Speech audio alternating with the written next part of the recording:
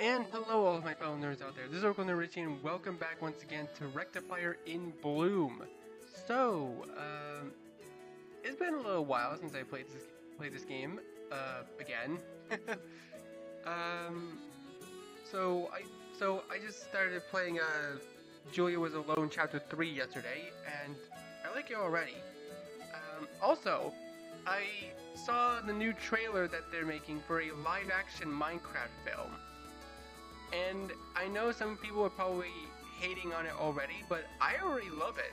I like how it looks. They kept like the blocky aspects of some of the creatures in the world at least.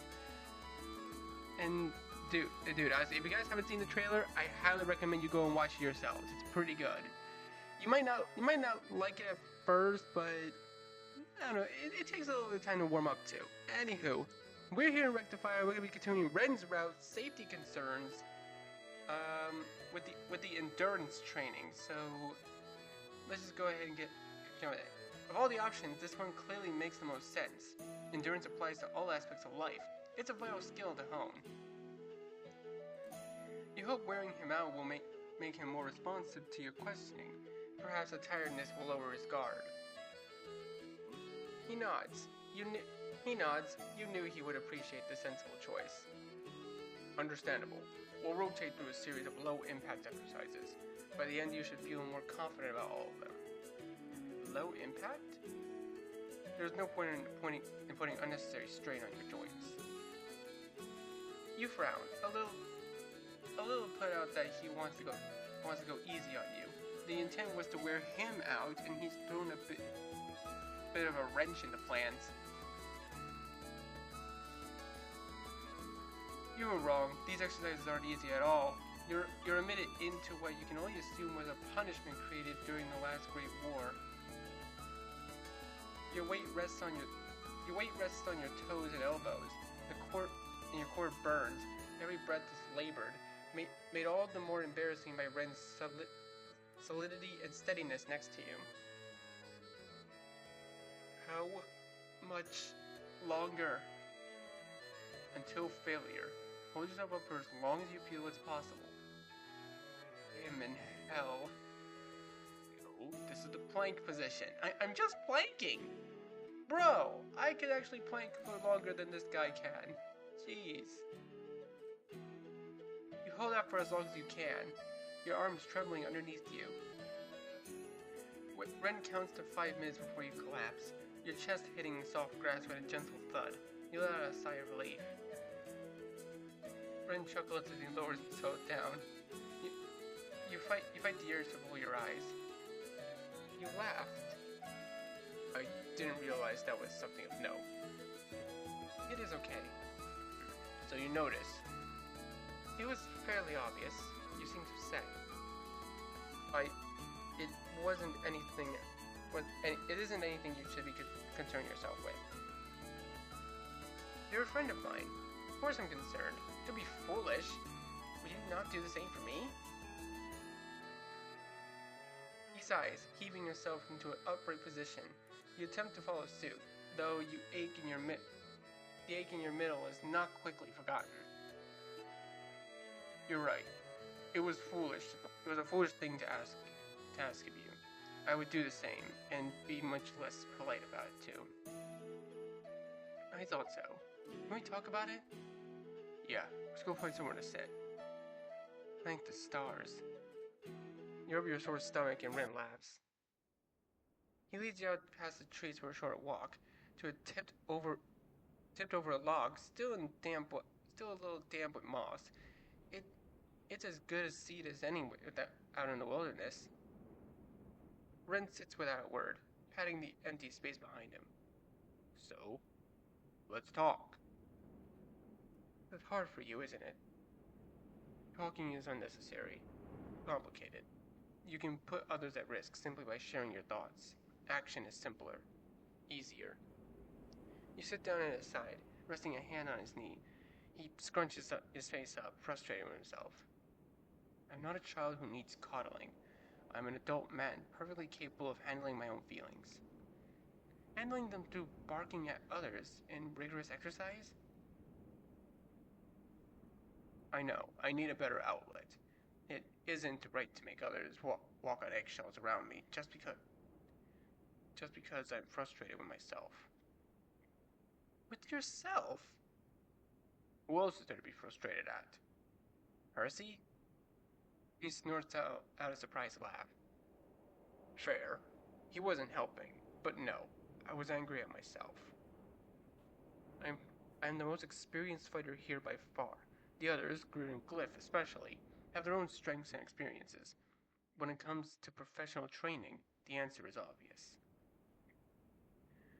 It seems only logical then that the safety and well-being of the group shall fall on me. I do my best. I try to ensure that the roads we're traveling are the safest option. I watch for ambushes late into the night. I patrol our camp outskirts as soon as I wake. But I'd gotten complacent. I believed I could do it all by myself. I blame Leor and all of his ego-inflating nonsense. When when you were injured, I realized that I was wrong. I couldn't. It was egotistical of me to think so. And and if I can't keep you safe myself, then I can at least teach you how to protect yourself, how to fight, how to run away, how to survive. I overdid it. I know it. You were worried? I have tried not to. I tried not to care. You make it extremely difficult. Me? Yes, seeing you hurt was an experience I do not wish to relive. I do not cope well with failure, clearly. You and me both, Ren. You and me both. You didn't fail me, Ren. Had the blade cut you any deeper, you would have run the risk of severed arteries, major infection, a lost limb. Your wound was not fatal, because of luck, not because of any input on my part. That will change. It must. You squeeze his leg. Your smile is sympathetic. Honestly, Red, I'm fine. You can have a look at it yourself if it'll make you feel less guilty. He pauses, eyes flicking down towards your legs. Your dressings came loose during our training. I have some basic supplies with me. Would you allow me to rebandage them? Be my guest. He kneels at your feet silently, unraveling bandages wrapped tightly around you with gentle hands. Once the wound was laid bare, his brow furrows. He traces his finger along the outline, and you hiss under your breath, the pain still fresh. I'm sorry, he whispers, looking up at you. Richie, I'm sorry. Don't be silly. What is there to forgive? Do you think I blame you because I got hurt? That you somehow are the reason? He opens his mouth to rebuke you, but you shush him, shaking your head in abject disapproval. Did you hit me? Were you the one to wiggle that never before used sword close enough to my leg and barely hit me? No. My point is made. I should have protected you. Can't you understand that I failed? Do I blame the trees for not shielding me from the rain? No. No, Ren. Don't be silly. You didn't fail me. You did your best. If I cannot protect you, what's the point of me being here? Why should I stay? Because I care about you. Because you care about me. Because mistakes happen, and people get hurt, and we keep trying. He sighs, but he's smiling, leaning his head against the bend of your knee. I care. I worry. His words are barely a whisper. You rest your hand atop his head, fighting the urge to tangle the strands between your fingers. I know, Ren. That's why there's nothing to forgive. Let me get this wound taken care of. Stars know you've taken care of me enough today. It was no hardship. I would gladly do it again. He wets the rag with the last of his drinking water, slowly wiping the dried blood off and dirt off of off your cap. Unlike his initial apologies, he doesn't cease his cleaning as he gets to the sore and tender parts of the injury, wiping away any grime which just with just as much vigor. You grumble and whine and point out the obvious discrepancy out with all the grace expected of a person getting their wounds scrubbed sparkly clean. There will be more to complain about later when you get an infection from sloppy cleaning. It's almost done. Be good. It's almost worse when he has a good point. But you do your best to sit still anyway, trying not to smile when Ren tells you off for fidgeting. Once your wound is suitably clean, he uncorks some horrible smelling vial, scooping out a thick glob of something dark and viscous. What even is that? It's good for you, is what? Stops infections. Looks like you'll give me an infection first. He just rolls his eyes, rubbing the salve between his fingers to warm it before coating it over your wound. It stinks of rotting wood and something sour. You try not to gag. Apparently satisfied, he unravels the wrap of bandages, carefully winding them up and around your leg. Too tight? No, just snug. At the very least, it muffles the awful smell. He ties the bandages neatly, checking over his work with a nod of satisfaction. He goes to move away but pauses, as if having some kind of internal fight with himself. Something inside him gives, and he gently lowers his head to your calf. He presses a chest kiss on the bandages before yanking his head up and wiping his mouth with the back of his hand embarrassingly fast. I can still taste the salve. Is it really necessary to kiss my boo-boos? I've been told it promotes fast healing. And who told you that? Stills. Damn it, Stills. You turn your head away to hide your embarrassed smile, patting the space next to you. Okay, you've had your fun. Indeed I have. Thank you for indulging me.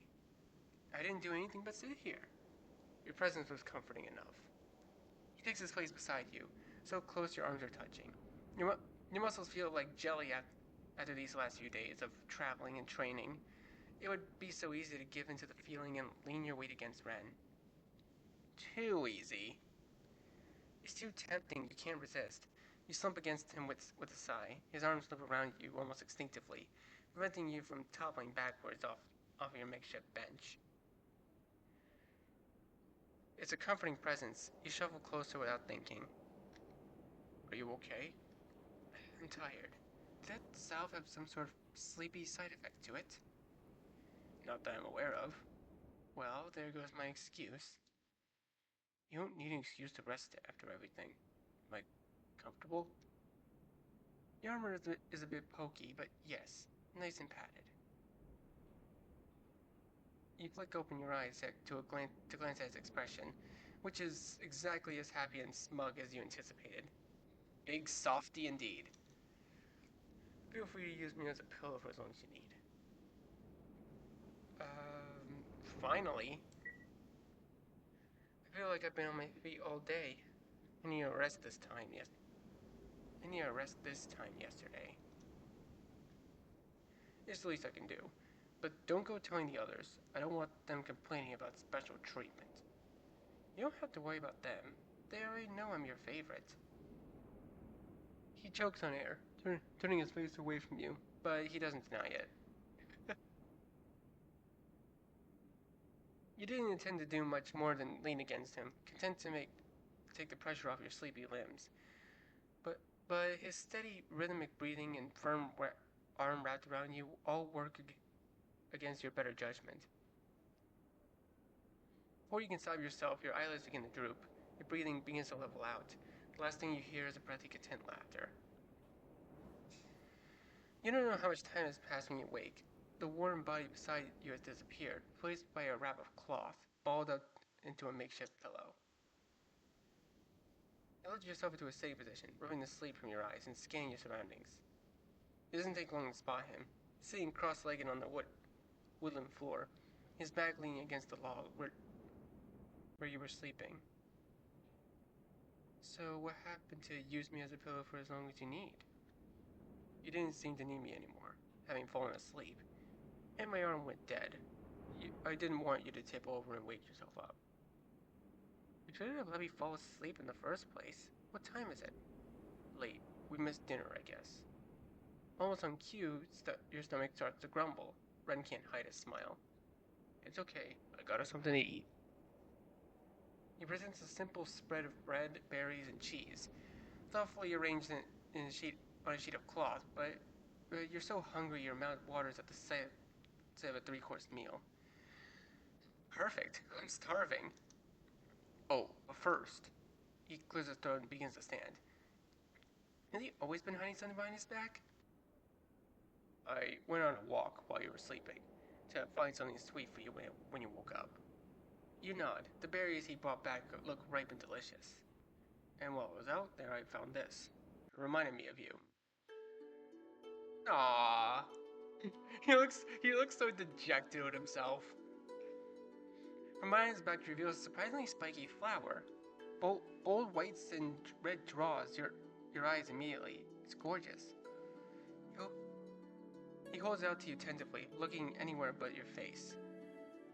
We call them seraphim blooms here, blooming in the image of an angel, beautiful, dangerous, and alluring. They're special, like you. Flowery description makes your heart race, but one word in particular sticks out to you. Dangerous? You think I'm dangerous? I know you're dangerous.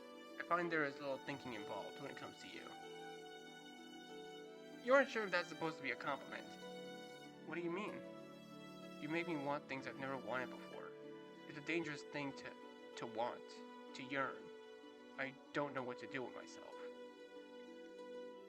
What is it that you want, Ben? To know you. To be known. Can you blame me? You make it so easy. I started wanting more before I even realized what I had.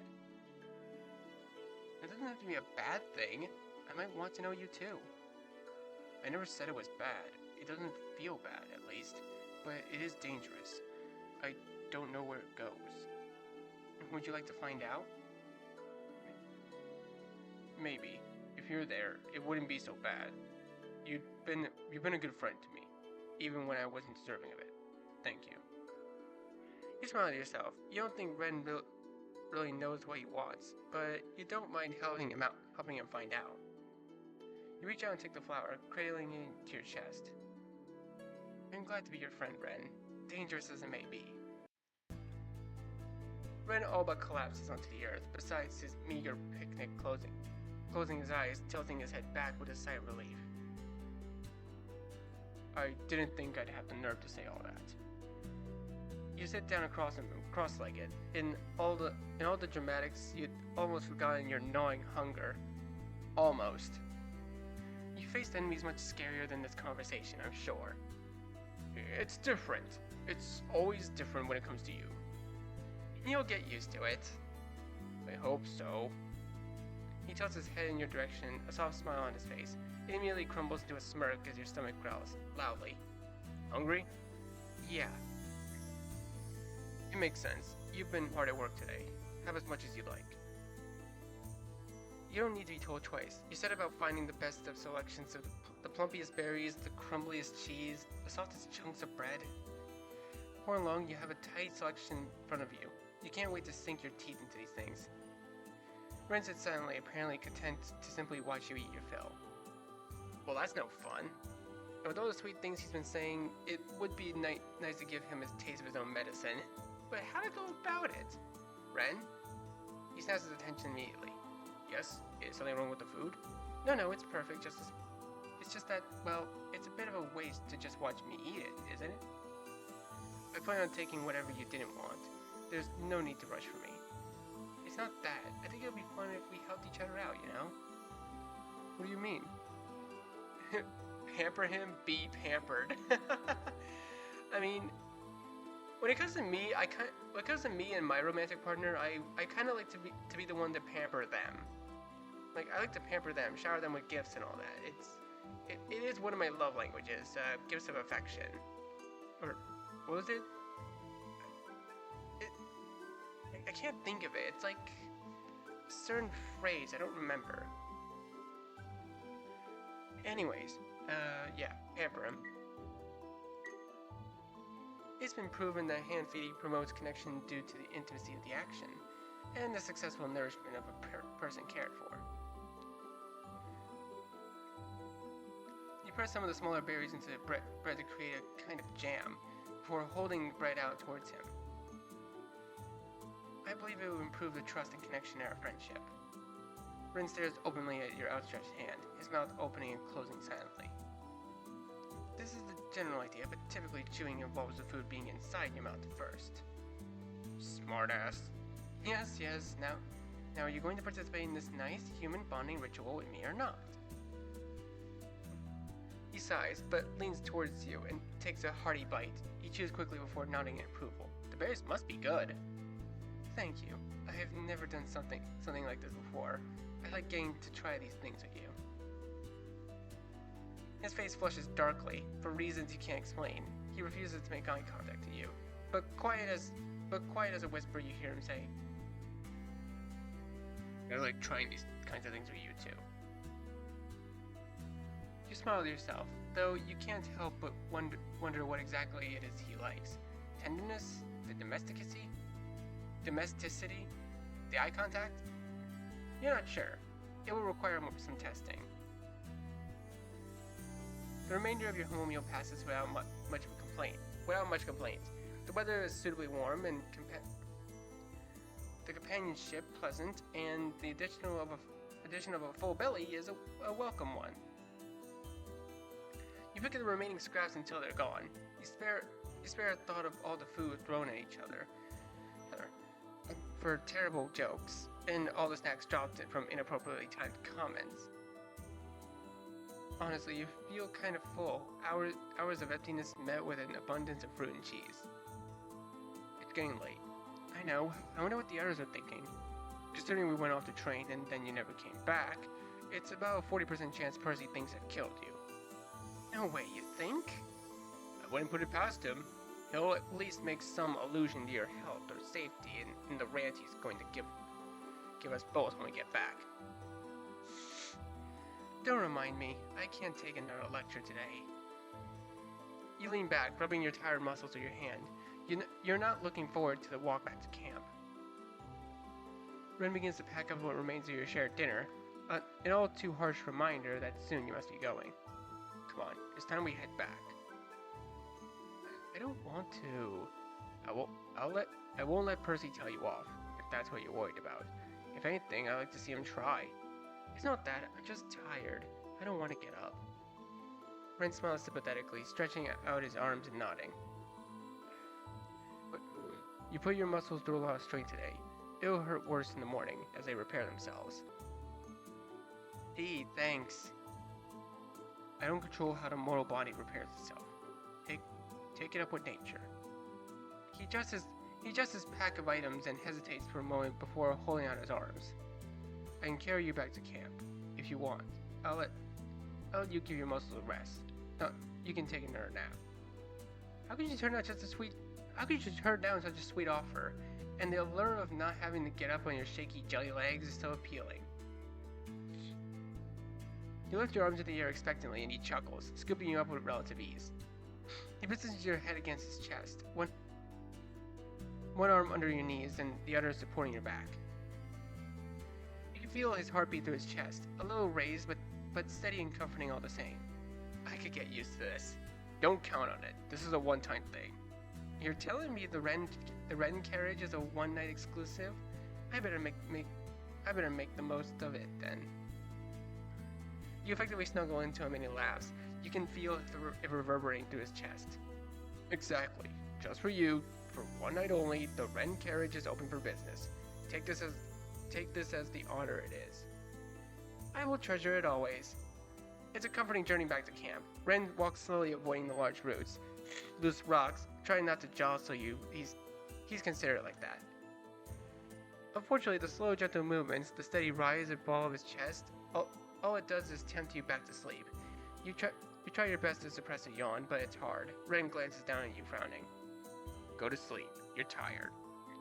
No way. I have to make the most of the Ren carriage while it's available. Don't be ridiculous. I'm not going anywhere. I'm sure you'll convince me to carry you again some other day. It won't take much. Get some sleep. I'll let you skip Percy's complaining. I'll put you in your tent. This carriage service is phenomenal. 10 out of 10. Thank you for your glowing review. Now go to sleep. I need you to sing me absolutely not. You giggle, letting your eyes slide shut. For all its grumbling, you're pretty sure you hear him humming as he carries you home. When you next open your eyes, you're tucked into bed as promised. The seraphim bloom laid out on the pillow next to you. Outside your tent, you're almost convinced you hear quiet bickering. The unmistakable angry cough of an agitated priest. You strain your ears to listen. What were you thinking? Anything could have happened to them out there, and we would have been none the wiser. They were safe with me, priest. Hardly.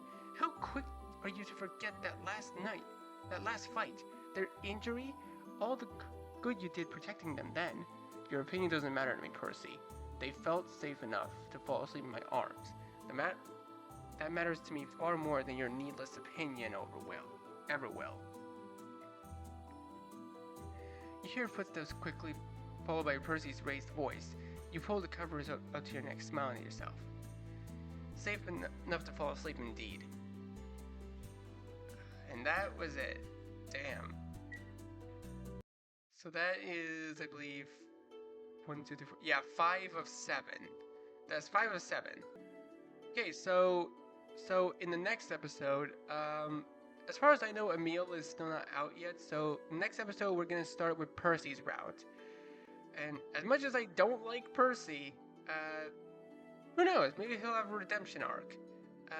Anyways, I'm gonna leave this video here for now. So, thank you guys so much for watching this video. Be sure to leave a like, tell me what you think, share this video with your friends, and be sure to subscribe, click the bell, so you don't miss a single notification. I'll see all of you in the next video. Goodbye. You say you wanna try, but you never do. Sugar